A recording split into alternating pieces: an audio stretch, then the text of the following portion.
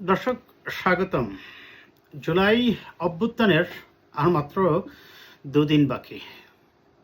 আমরা জুলাই অভ্যুত্থান দিবস হয়তোবা পালন করব গোটা করে, কিন্তু এর মধ্যে যে প্রশ্নটা আমাদের কাছে সবচেয়ে বেশি সামনে এসেছে সেটা হচ্ছে যে মাননীয় প্রধানমন্ত্রী জনাব তারেক রহমান কি পারবেন রাজনৈতিক সংস্কৃতিকে পরিবর্তন করতে? কোটি টাকার প্রশ্ন দর্শক। জুলাই পরিবর্তন কি জন্য ছিল? জুলাই পরিবর্তন শুধুমাত্র একটি সরকারের পরিবর্তন হবে এটা ভাবার কোনো প্রয়োজন নেই।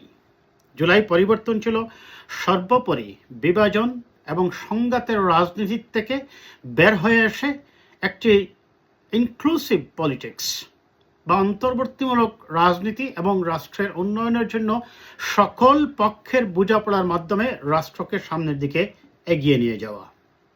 যদিও আন্দোলনটা শুরু হয়েছিল মূলত ছাত্রদের কোটা আন্দোলন থেকে, কিন্তু মনে রাখবেন যে পৃথিবীর সব দেশেই মোরলেস বেশিরভাগ ক্ষেত্রেই যে কোনো ছোট ঘটনার থেকে মূলত আন্দোলনটা শুরু হয় এবং সেটা এক পর্যায়ে গিয়ে বৃহৎ আকার ধারণ করে এবং সেটা সরকার পরিবর্তনের দিকেই সাধারণত ধাবিত হয়। অতি সম্প্রতি বাংলাদেশ, শ্রীলঙ্কা, নেপালে হয়েছে, ভারতে একজন মন্ত্রীর পদত্যাগ হয়েছে, ইদানিং আমরা শুনছি আরেকজন মন্ত্রীর পদত্যাগের জন্য ককরোচ জনতা পার্টি তারা কথা বলছে। হয়তোবা তাদের আন্দোলনও এক সময় সরকার পতনের দিকে যাবে। যাই হোক, আমি বাংলাদেশের বিষয়টা নিয়ে থাকি যে এই যে আশা এবং প্রত্যাশা নিয়ে ছাত্র সমাজ আন্দোলন করেছে, জনগণ আন্দোলন করেছে, সেটার মূল থিমটাই ছিল রাজনৈতিক সংস্কৃতির পরিবর্তন। জনাব তারেক রহমানের নেতৃত্বে এখন সরকার পরিচালিত হচ্ছে, তিনি কি পারবেন সেই কাঙ্ক্ষিত পরিবর্তন আনতে? আমরা একটু ব্যাখ্যা করি কয়েকটি পয়েন্ট এই জায়গায়। সরকার গঠনের হয়েছে মাত্র 5.5 মাস। সেই 5.5 মাসে আমরা যদি একটু ইভালুয়েশনে যাই, সেটা হচ্ছে যে ব্যক্তি প্রধানমন্ত্রী জনাব তারেক রহমান তার অসাধারণ কর্মগুণাবলী এবং তার সিম্পলিসিটি, তার সহজ সরল জীবনযাপন, তার পোশাক আশাক এবং সর্বোপরি আইন মেনে চলার, বাংলাদেশের তথা এশিয়ান রাজনীতিতে যে ট্র্যাডিশনালি নেতা মন্ত্রী এমপিরা অনেক জায়গায় আইনের ঊর্ধ্বে থাকেন, এইটার বিপক্ষে গিয়ে তিনি নিজে ট্রাফিক লাইনে দাঁড়িয়ে থাকছেন, ট্রাফিক সিগন্যাল মানছেন, অত্যন্ত সাদাসিধে জীবনযাপন করছেন এবং যখনই কোনো অনিয়ম দেখছেন তখনই হস্তক্ষেপ করছেন। কিন্তু তার এই সিম্পলিসিটি, তার এই সরলতার মাধ্যমে কি রাজনৈতিক সংস্কৃতির পরিবর্তন ঘটবে?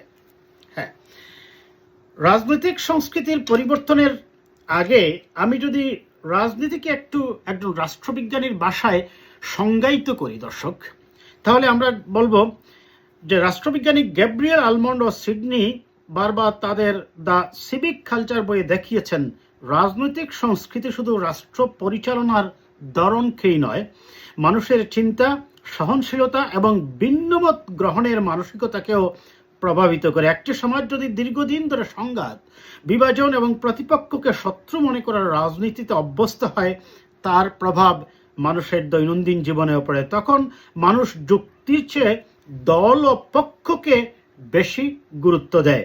মতের পার্থক্য সহজেই ব্যক্তিগত বিরোধে পরিণত হয়, ভিন্নমত শোনার ধৈর্য কমে যায়।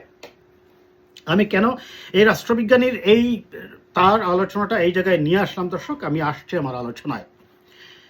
জনাব তারেক রহমানের অত্যন্ত সাদাসিধে শাসন ব্যবস্থা এবং জীবনযাপনের ব্যাপারে তো আমি বললাম। এখন জনাব তারেক রহমান সামনে যেটা করছেন এবং তার এই চলাফেরার ক্ষেত্রে নিশ্চয় তার উপদেষ্টারা এবং রাজনৈতিক পরিবর্তনের যে মানুষের কনসেপ্ট, যে ডিমান্ড, যে চাহিদা, সেটার প্রেক্ষাপটেই তিনি হয়তো সেটা করছেন। কিন্তু এইটা করার ক্ষেত্রে মনে রাখবেন প্রতিটি সরকারেরই রাজনীতিতে একটা ফ্রন্ট স্টেজ এবং আরেকটা থাকে ব্যাক স্টেজ। তার এই ফ্রন্ট স্টেজে এই সরলভাবে জীবন চলাই কি ব্যাক স্টেজে কি হচ্ছে বা না হচ্ছে সেটার কি প্রতিফলন হচ্ছে কিনা? আমার অ্যানালাইসিস হচ্ছে না, অনেক ক্ষেত্রেই হচ্ছে না। তাহলে কি করতে হবে? ফ্রন্ট স্টেজে যখন যেটা বলা হয় সেটা মূলত হয় ব্যাকস্টেজে পরিকল্পনা কমিশনে যারা থাকেন বা ডিসিশন মেকিংয়ে যারা থাকেন বা এদেরকে আপনি প্রেশার গ্রুপও বলতে পারেন, প্রেশার গ্রুপ হিসাবে যারা সিদ্ধান্তগুলো নেন বা সিদ্ধান্ত নিতে প্রভাবিত করেন, তাদের যে চিন্তা চেতনা এবং গৃহীত সিদ্ধান্তই ফ্রন্ট স্টেজে মানুষের সামনে উপস্থাপন করা হয়। কিন্তু মানুষ সহজেই অতীতকে কি বলে যায়। আমি মনে করি আমাদের দেশে ট্র্যাডিশনালি সাধারণত মানুষ অতীতকে বলে যায়, বর্তমানকে নিয়েই বেশি হই হুল্লোড় করে। অতীতে শেখ হাসিনা ওয়াজেদ এবং তার আওয়ামী লীগ সরকারের যে অপকর্ম, দুর্নীতি, দুঃশাসন, অনেক জায়গায় আপনি দেখবেন মানুষ কিন্তু অনেকটা ভুলে যেতে বসেছে। তার কারণটা হচ্ছে মানুষের প্রত্যাশা এবং প্রাপ্তির মধ্যে যদি একটি লিনিয়ার কম্বিনেশন না থাকে, তখন কিন্তু মানুষ অনেক সময় বর্তমান থেকে তারা বর্তমানের মতো করেই নিজেকে খাপ খাইয়ে নিতে চায়, অতীতকে হয়তোবা মনে রাখতে চায় না। আবার উল্টো চিত্রও আছে। এখন সরকারের আসল চরিত্রটা তাহলে কোথায় প্রকাশ পাবে? যখন কোনো বড় সংকটের মধ্য দিয়ে একটি সরকার যায়, তখন সাধারণত দেখা যায় যে তাদের মন্ত্রী, এমপি বা তাদের সমর্থনকারী লোকজনের অনেক কথাবার্তা অনেক সময়, কিন্তু সব সময় যে হচ্ছে বা এই সরকারের হচ্ছে আমি সেটা বলছি না, অনেক সময় দেখা গেছে বাস্তবতার সাথে মিল না রেখেই হয়ে যায়। এবং মনে রাখতে হবে বড় ঘটনাগুলা কিন্তু সবসময়ই কি যে বড় কোনো বিষয় নিয়ে হয় তা কিন্তু নয়। অনেক ছোট ঘটনাই ধীরে ধীরে সরকার এবং সরকার সংশ্লিষ্ট সরকার পরিচালনাকারী ব্যক্তিদের কথাবার্তা, তাদের অ্যাটিটিউড, তাদের বডি ল্যাঙ্গুয়েজ থেকে অনেক সময় বিস্ফোরক হয়ে কিন্তু বের হয়ে আসে। আমি অতি সম্প্রতি গতকালকে এবং আজকে যে ঘটনাটা ঘটছে সেটা নিয়ে একটু বলি। যেমন প্রধানমন্ত্রী উপদেষ্টা জনাব রাশেদ খান কর্নেল অলি আহমদ সম্পর্কে মন্তব্য করেছেন। তার এই মন্তব্য অবশ্য কর্নেল অলিকে সম্পর্কে যদি বলতে হয়, আমি বলবো যে 111 সরকারের যে ফলশ্রুতিতে বিএনপি সরকারের এই যে দুর্ভোগ পোহাতে হয়েছে, তার জন্য অনেকটাই অলি আহমদ, রেদওয়ান আহমেদ সহ আরও অনেকের হঠকারী সিদ্ধান্তই দায়ী ছিল। জনাব অলি আহমদ একজন মুক্তিযুদ্ধের একজন সংগঠক এবং তিনি মুক্তিযুদ্ধের গৌরবোজ্জ্বল ইতিহাস ধারণ করেন। তিনি হঠাৎ করে তার ব্যক্তিগত বা তার পরিবারের পাওয়া না পাওয়ার আবেগের সাথে অনেকটা সামঞ্জস্য করতে না পেরে তিনি জামাতে ইসলামের সাথে গিয়ে জোট বেঁধেছেন। সবচেয়ে আশ্চর্যের বিষয় হলো এই সরকারের বয়স হয়েছে মাত্র 5 মাস 20 দিনের মতো। এই 5.5 মাসের একটি সরকারকে তিনি পতনের ডাক দিয়েছেন। তিনি এর আগে বলেছেন কয়েকজন নেতার নাম ধরে, ডক্টর শফিক সহ, যে ডক্টর শফিক এবং মামুনুল হক সহ আরো কয়েকজন একত্রিত হলেই নাকি সরকার 1 সপ্তাহের মধ্যেই পড়ে যাবে। আমি জানি না কেন তার এই বোধোদয় হলো এই দীর্ঘ আন্দোলন সংগ্রামের পর একটি সরকার যখন সুন্দরভাবে পরিচালিত হচ্ছে, 5.5 মাসের মাথায় এসে তিনি কেন সরকার পতনের ডাক দিলেন? এটা কি তার রাজনৈতিক প্রজ্ঞা, নাকি তার রাজনৈতিক প্রাপ্তি অপ্রাপ্তির থেকে তার নিজের যে এক ধরনের মনোক্ষোভ বা মনের বেদনা, সেটার থেকে তিনি এই কথা বলেছেন? সেটা তিনি ভালো বলতে পারবেন। কিন্তু সরকারকে সেটা কিভাবে মোকাবেলা করতে হবে?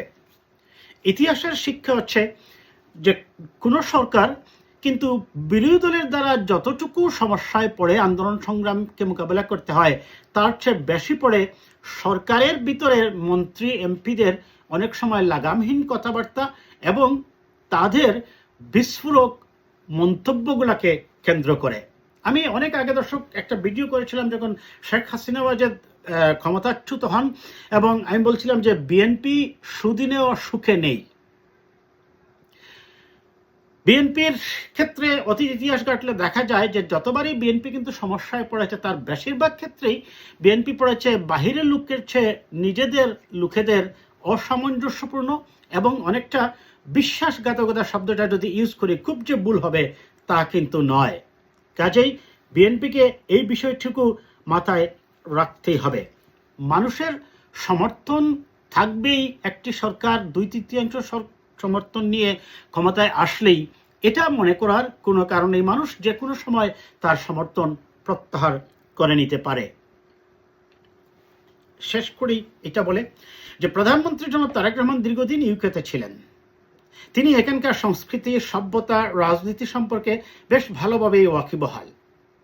খুব সঙ্গত কারণে একটি উন্নত বিশ্বের রাজনীতির ধারাকে তিনি বাংলাদেশে বাস্তবায়িত করতে চাইবেন, কিন্তু তার এই পরিচ্ছন্নতা, তার এই সৎ পথে চলার যে ধ্যান ধারণা, সেটাকে বাস্তবায়ন করতে হলে ব্যাকস্টেজে, আমি যে কথাটা বারবার বলছি, ব্যাকস্টেজে যে সিদ্ধান্তগুলো আসে, যারা প্রেশার গ্রুপ হিসেবে বা পলিসি মেকার হিসেবে কাজ করেন, তারা যে সিদ্ধান্তগুলো নেবেন সেখানে পরিচ্ছন্নতা থাকতে হবে এবং সেই নেওয়া সিদ্ধান্তগুলোই ফ্রন্ট স্টেজে এসে উপস্থাপন করা হবে। এবং এটার বাস্তবায়নের জন্য সরকারের যে ওয়ার্কফোর্স, যে কাজকে বাস্তবায়নের জন্য যে প্রেশার ওয়ার্কফোর্স আমি বলছি, সেটা যে বিভিন্ন স্তরে, প্রশাসনে হতে পারে, রাজনীতি হতে পারে, সমাজনীতি হতে পারে, শিক্ষাঙ্গনে হতে পারে, যারা আছেন তাদের কথাবার্তা, তাদের অ্যাটিটিউড, তাদের বডি ল্যাঙ্গুয়েজ এবং তাদের সর্বোপরি সরকারের কার্যক্রমকে জনসম্মুখে, জনস্বার্থে, জনগণের কাছে তাদের মত এবং আন্তরিকতা এবং ভালোবাসার সাথে সম্পৃক্ত করে প্রকাশ করার উপরই নির্ভর করবে সরকারের সফলতা। তাহলে প্রধানমন্ত্রীর সবচেয়ে বড় চ্যালেঞ্জটা কি? দেখুন, মানুষের প্রত্যাশা, মানুষ অনেক আশা ভরসা নিয়ে দীর্ঘ 17 বছর যখন গণতন্ত্রহীন একটি সমাজে ছিল, সেখান থেকে মানুষ বিএনপিকে ভোট দিয়ে ক্ষমতায় এনেছে। তরুণ প্রজন্মের যেমন চাওয়া আছে, জেন জি এর যেমন স্বপ্ন আছে, সেই জেন জি এর স্বপ্নের সাথে সামঞ্জস্য রেখে আমাদেরকে যেটা করতে হবে, সরকার নিজে যেমন সিদ্ধান্তগুলা নেবে তাদের ব্যাক স্টেজে, ফ্রন্ট স্টেজে এসে এটার সাথে যেন একটা লিনিয়ার কোঅপারেশন বা কম্বিনেশন থাকে এবং মন্ত্রী এমপিদের কথাবার্তার মধ্যে যেন শালীনতা, ভদ্রতা এবং সর্বোপরি জনগণকে তুচ্ছ-তাচ্ছিল্য না করে, জনগণের ভালোবাসাই যে বিএনপির রাজনীতি, সবার আগে বাংলাদেশ, মুখে বললে হবে না, you should prove it by your activities, আপনার কাজের দ্বারা সেটা প্রমাণ করতে হবে, সেটাকেই সবচেয়ে বেশি প্রাধান্য দিতে হবে। এবং জনাব তারেক রহমানকে আমাদের কাছে আমাদের প্রত্যাশা থাকবে, তরুণ প্রজন্মের যে চাওয়া, সেটা বিরোধী দলকে মোকাবেলা নয়, বরং সরকারের কার্যক্রমের মাধ্যমেই জনগণের ভালোবাসাটা তাদের দিকে ধরে রাখাটাই হচ্ছে সরকারের কাজ। আর তবেই বিরোধী দলকে বরং মোকাবেলা নয়, বিরোধী দলের ভালোবাসাও সরকার পেতে সক্ষম হবে। এবং সর্বোপরি জনাব তারেক রহমান সরকার যে স্বপ্ন এবং ভালোবাসা এবং প্রত্যাশা নিয়ে যে স্বপ্ন দেখিয়ে যাত্রা শুরু করেছেন এই সরকারের, এবং তার নিজের ব্যক্তিগত জীবনযাপনে আমরা যে সরলতা দেখছি, যে পরিচ্ছন্নভাবে প্রশাসন পরিচালনার যে আমরা যাত্রা দেখতে পেয়েছি, সেটাকে যদি আগামী 5 বছর ধরে রাখতে হয়, এবং এই যে জুলাই অভ্যুত্থানে নতুন করে যে শপথটা হবে, সেটা হচ্ছে জেন জি এর স্বপ্ন এবং চাওয়া এবং জুলাইয়ের যে দাবিগুলো ছিল সেই দাবির সাথে সমন্বয় করে একটি গণতান্ত্রিক সরকারকে সামনের দিকে এগিয়ে নিয়ে যেতে হবে। প্রশাসনে যে দুর্নীতিগুলো আছে, সেই দুর্নীতিগুলোকে অত্যন্ত কঠোর হস্তে দমন করতে হবে। শিক্ষাঙ্গনে শিক্ষক নিয়োগ সহ সকল ক্ষেত্রে স্বচ্ছতা নিশ্চিত করতে হবে এবং সর্বোপরি শিক্ষা ব্যবস্থায় আধুনিকায়ন এবং কর্মসংস্থান সৃষ্টির মাধ্যমেই আমরা বিশ্বাস করি জনাব তারেক রহমান জনগণের যে চাওয়া সেটা পূরণ করতে পারবেন। আর এই চাওয়া যদি পূরণ করা সম্ভব হয়, তবেই সরকার এই বিভাজনের রাজনীতিকে পরিবর্তন করে অক্ষের এবং উন্নয়নের স্বার্থে সকলকে নিয়ে কাজ করার যে সংস্কৃতি, সেটা জনাব তারেক রহমান অব্যাহত রাখতে পারবেন বলে আমি বিশ্বাস করি। আজ এই পর্যন্ত।